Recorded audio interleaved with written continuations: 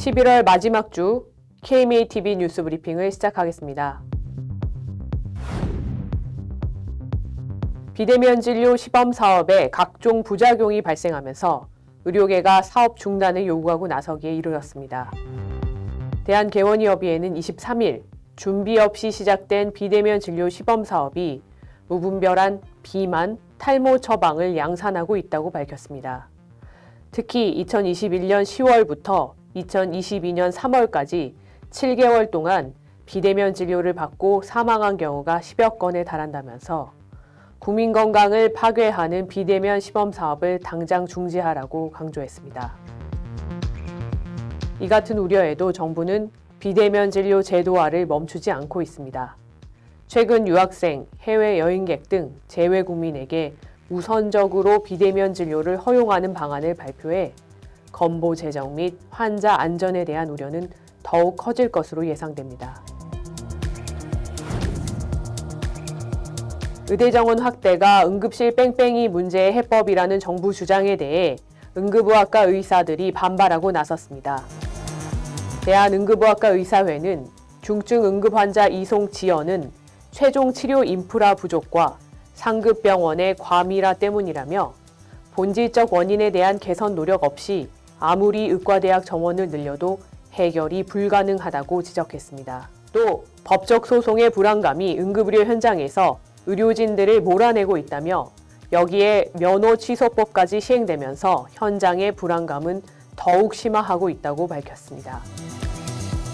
의사회는 보건복지부와 정치권은 의사 수가 늘면 응급의료가 나아질 것이라는 기만적인 거짓말을 당장 중단하라고 촉구하고 응급실에 종사하는 낙수 인력을 늘리겠다는 것은 우리의 마지막 자존심을 무참히 짓밟는 망언이라고 분개했습니다. 불가항력적 의료사고에 대한 국가 보상 대상을 토화 의료사고까지 확대하는 방안이 추진됐는데요. 정부 반대로 국회 논의가 중단된 논란입니다. 최근 국회 보건복지위원회는 제1법안심사 소위원회를 열고 의료분쟁 조정법 개정안을 논의했으나 보류 결정했습니다.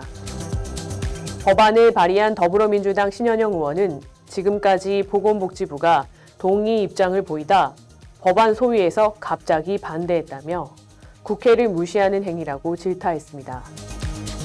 이에 대해 조규영 보건복지부 장관은 법안 자체를 반대하는 것이 아니라 불가항력이라는 용어의 정의에 대해 조금 더 논의를 하자는 취지였다고 해명했습니다. 대학병원 교수들이 사직하고 개원하는 현상이 증가하면서 대학병원 특히 지방대학병원의 인력난이 심화하고 있다는 우려가 나오고 있습니다. 보도에 따르면 최근 서울의 한 대형병원 마취통증의학과 교수 5명이 동시 사직 후 프리랜서로 활동하고 있으며 부산의 한 대학병원은 내분비내과 교수가 전원 사직해 진료 차질이 빚어지기도 했습니다.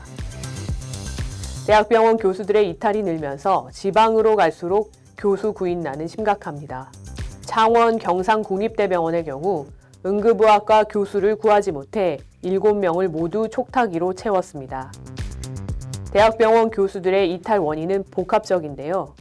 사회적 존경과 경제적 보상이 사라지고 전공의법 시행 이후 교수 당직이 늘면서 업무 부담도 커진 데다 중환자가 많아 의료사고 위험도 크기 때문입니다. 한 대학병원 교수는 이런 분위기라면 규모가 작은 대학병원부터 무너지기 시작할 것이라며 필수 지역 의료에 구멍이 생길 수밖에 없다고 우려했습니다. 최대 4,000명까지 의대 정원 증원 수요가 있다는 정부 발표에 대해 정치권에서도 문제를 제기하고 있습니다. 최근 국민의힘 지역 필수의료 혁신 태스크포스 회의에서 조명희 의원은 대학 총장들은 당연히 정원을 늘려야 한다고 주장할 테니 의대 학장을 통해 수요 조사하라고 주문했는데 왜 그렇게 하지 않았냐고 보건복지부를 질타했습니다.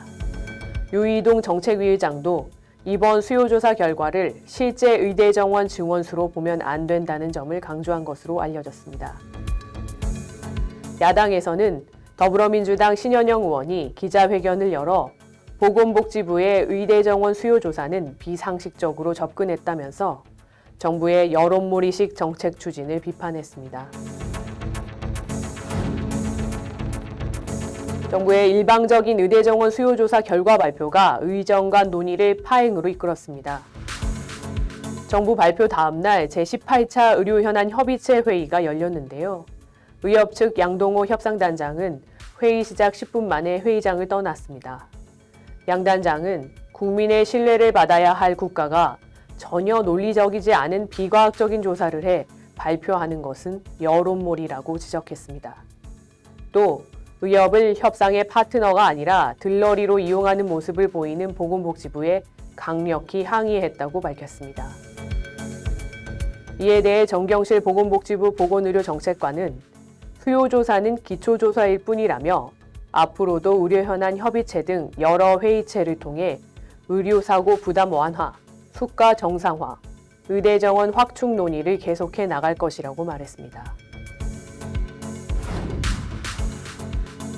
정부가 내년도 의원급 의료기관의 수가를 의료 행위별로 차등 인상하는 방안을 의료계와 협의 없이 추진해 논란입니다. 보건복지부는 내년도 의원급 수가 1.6% 인상분의 일부를 소아 청소년과 등 필수 의료 분야에 투입하는 방안이 담긴 환산지수 조정안에 대해 서면 의결 절차에 들어갔습니다. 이 방안은 별도 재정 투입 없이 아랫도를 빼 윗도를 괴는 형태로 의료계의 분열을 초래하는 방안이라는 비판을 받아왔습니다. 의협은 즉각 반발하고 나섰습니다. 의원급 환산지수를 직접 대상자가 아닌 건정심위원회 서면 결의를 통해 결정하는 것은 지극히 부당한 처사라며 즉각 건정심 서면 심의를 중단하라고 요구했습니다. 의료계 관계자는 시기적으로 의대 증원과 관련해 의료계를 압박하고 불이익을 주기 위한 의도가 있다고 해석할 수밖에 없다고 비판했습니다. 의과대학 정원이 수요조사 결과만큼 증가할 경우 의대 준비생들이 2배 이상 늘어날 것이라는 학원과 분석이 나왔습니다. 한 입시전문 학원에 따르면 의대 정원이 4,000명 증가할 경우 이를 준비하는 수험생이 기존 약 9,500명에서 22,000명까지 2배 이상 증가합니다. 당장 내년도 정시부터 영향이 있을 거란 분석입니다.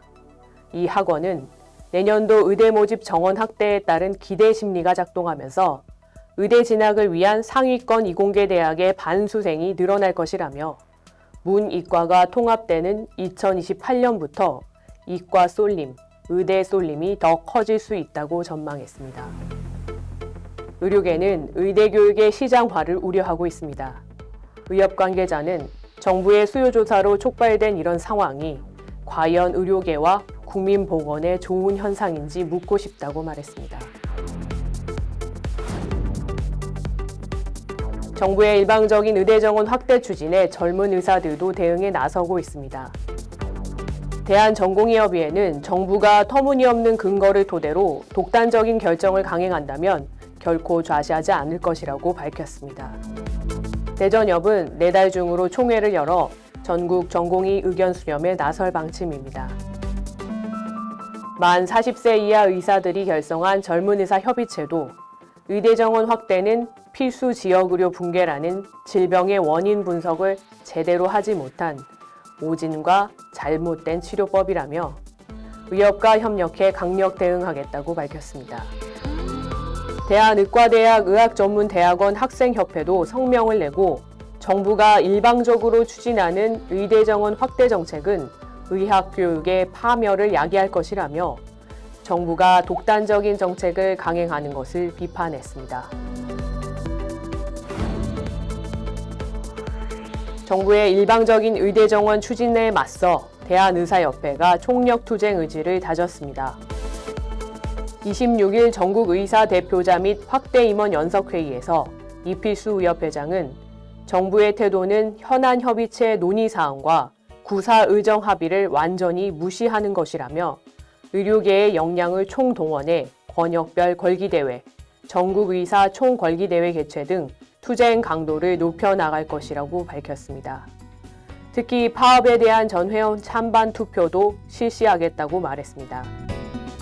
이날 이 회장은 삭발을 단행하며 투쟁에 대한 강력한 결의를 보였습니다. 대표자들은 결의문을 통해 정부의 행태를 국민의 건강을 위협하는 대한민국 의료에 대한 선전포고로 간주하고 온 힘을 다해 항전할 것이라고 밝혔습니다. 이날 회의에는 의학계를 대표해 정지태 대한의학회장이 참석했는데요. 직접 만나 의대정원 이슈에 대한 의견을 들어보겠습니다. 회장님, 오늘 자리해 주셔서 감사드립니다. 네, 반갑습니다. 네. 회장님, 근본 의대 증원과 관련해서 대한의학회 입장도 대국민적으로 주목을 받고 있습니다. 대한의학회는 본래 의료계에서 어떠한 활동을 해오셨는지 한 말씀 부탁드립니다.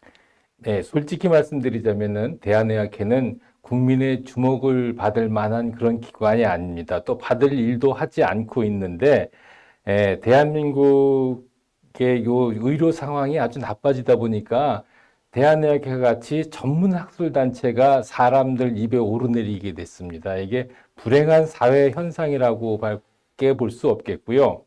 고도로 된 전문화된 특정 학회가 왜 사회에 자꾸만 문제가 되고 사회의 일을 갖다 발언을 하고 그래야 되는지 사실 솔직히 회장으로서 답답한 마음입니다. 그 의료가 의학이라고 하는 과학으로부터 비롯되기 때문에 대한의학회 역할도 갈수록 중요해지는 것 같습니다. 말씀하신 것처럼 의학회는 사실 의학이라고 하는 학문적인 분야를 계속적으로 연구하시고 이렇게 질 관리를 해오시고 하는데요. 근본 의대 정원과 관련한 논란 속에서 가장 무엇이 문제라고 보시는지요? 사실은 이런 의대 정원 문제는 이미 오래전서부터 예견되고 있었던 문제거든요. 근데 이거를 갖다가 통합적인 의견을 모으거나 연구하거나 그런 준비가 안 돼 있다는 점에서 의료계가 몹시 반성해야 된다는 생각을 합니다. 의대 정원 문제는 이미 1990년대부터 시작된 문제입니다. 30년은 지금 지났는데 지금까지 의료계 내부에서 목소리가 통합이 안 돼 있다는 것은 참 문제죠. 그리고 그동안 그러한 시도가 사실 없었던 거 아닌가 하는 그런 생각도 저는 하고 있습니다. 그래서 의협이 가장 이 중앙에 서서 일을 진행해야 되는데 요즘은 의협이 그 개원이 그 무슨 권익단체처럼 그렇게 비난받고 있는 것은 상당히 안타까운 일이라고 생각이 되고 이런 그 큰 문제가 사실 의료계 내부에 있는데 그 우리가 말해야 될 거를 말하지 않는 거예요. 이거 모든 문제의 밑바탕에는 수가 문제가 있습니다. 근데 그 수가 문제가 늘 그 의사사회에서는 얘기가 잘 안 되고 있는 것 같거든요. 근데 이것이 해결이 돼야 모든 문제가 해결이 될 것 같고 의사들이 일하고 싶지 않은 일자리를 만들어 놓고 거기에 가라고 그런다고 누가 가겠습니까? 그런 게 문제라고 생각합니다. 네, 정부가 각 의과대학에 청취한 이른바 수요조사를 근거로 또 의학교육 점검반을 통해서 의대 증원의 타당성을 보겠다고 하고 있습니다. 이것은 적절한 방식으로 보시는지요? 지금 현재 조사된 그 수요조사 숫자가 의과대학이 원한 숫자라기보다는 대학 본부가 원한 숫자일 가능성이 많다고들 얘기가 되고 있죠. 근데 의과대학은 이것이 합리적인 것이 아니라면은 단호하게 거부해야 됐지, 이걸 갖다가 그렇게 서류로 정부에 제출할 정도가 되면은 찬성한 것이나 다름이 없습니다. 그러니까 의과대학의 잘못도 굉장히 큰데 어떻게 보면은 자기만 살겠다는 그런 그 이기주의로 인해서 생긴 문제가 아닌가 하는 그런 생각도 하게 돼요. 지금 물론 보건복지부에서는 저 점검반을 구성해서 의과대학의 상황을 점검하겠다고 그러는데 저는 오랫동안 대학에 있었지만 대학은 그런 문제에 대해서는 선수입니다. 얼마든지 방어할 수 있는 게 있기 때문에 그게 짧은 기간에 그렇게 쓱 가서 점검한다고 해서 문제가 나타날 가능성은 거의 없어서 굉장히 불합리한 조사를 한 거라고 생각이 됩니다. 네. 일각에서는 많은 또 학계에서 미래에 대한 수요 조사를 점검할 수 있느냐, 이것은 아예 논리적으로 맞지가 않다, 이런 말씀도 비판해 주시고 계신 것 같습니다. 마지막으로 의대 정원과 같은 문제에 있어서 학문적인 전문성과 환자에 대한 책무성을 동반하기 위해서는 어떻게 의료계가 나아가야 될지 제언이 있으시다면 한 말씀 부탁드립니다. 재현이라기보다는 우리가 2000년도 의약분업 사태가 있었을 때 굉장히 사회가 혼란했죠. 그때 정부가 어떤 법을 하나 제정을 했냐면 보건의료 기본법이라는 걸 그때 만들었습니다. 그 의료계를 달래기 위해서 만들었는지 어쩐지 모르지만은 5년마다 한 번씩 보건의료 발전 계획을 세우겠다고 그랬고, 그거를 하는 게 요즘 말하는 보정심이라는 데서 하기로 했습니다. 근데 그 보정심이 첫 번째 열린 게 2018년에 열렸습니다. 그때 문재인 정부에 대해서 지난 의협집행부가 엄청나게 반항을 하니까 그때 처음 열렸거든요. 그런데 이런 식으로 23년이 지나도록 우리나라의 의료 기본법이라는 거가 한 번도 그 계획을 만들어 본 적이 없는 거예요. 그러니까 과거에도 그런 국가의 계획은 없고 지금도 국가의 계획은 없고, 이런 추세를 보면은 미래에도 국가는 이런 계획을 세우지 않을 거라고 생각이 되거든요. 그러니까 모든 문제가 생기면은 그냥 어떻게 그 순간을 넘어가고 다 차기 정권으로 넘기는 거가 지금 국가의 일이 아닌가, 그런 생각을 합니다. 근데 국가의 계획이 없는데 학문의 전문성을 어디다 갖다 발휘를 하겠습니까? 국가의 계획이 우선 정립이 돼야 되는 거가 첫째인데, 오직하면은 일각에서 이런 계획을 세우지 않는 보건복지부 장관을 부작위로 고발하자는 말까지 나오겠습니까? 근데 이제 요즘에 보고 있으면은 이런 우리나라의 의료 문제가 가장 심각해진 거가 최근 한 5년 동안에 이렇게 된다고 보는데, 그 5년 전에도 물론 굉장히 어려운 상태를 했는데, 지난 5년 정권 동안에 이 의료계에 어떤 안을 세운 사람들이 있습니다. 근데 그 사람들이 우리나라의 보건의료 체계를 어떤 분들은 말아먹었다고 얘기를 하고 있는데, 그분들이 지금도 언론에 나와서 자기 주장을 하는 거 보면은 앞으로도 미래가 답답하지 않을까 하는 생각을 하게 됩니다. 그러니까 새로운 시각의 안목이 필요한데, 그냥 옛사람 쉽게 자기네 편드는 사람을 갖다 하는 거는 문제라고 생각이 됩니다. 네, 소장님 오늘 자리해 주시고 귀한 말씀 감사드립니다. 네, 수고했습니다. 이것으로 뉴스 브리핑을 마치겠습니다. 감사합니다.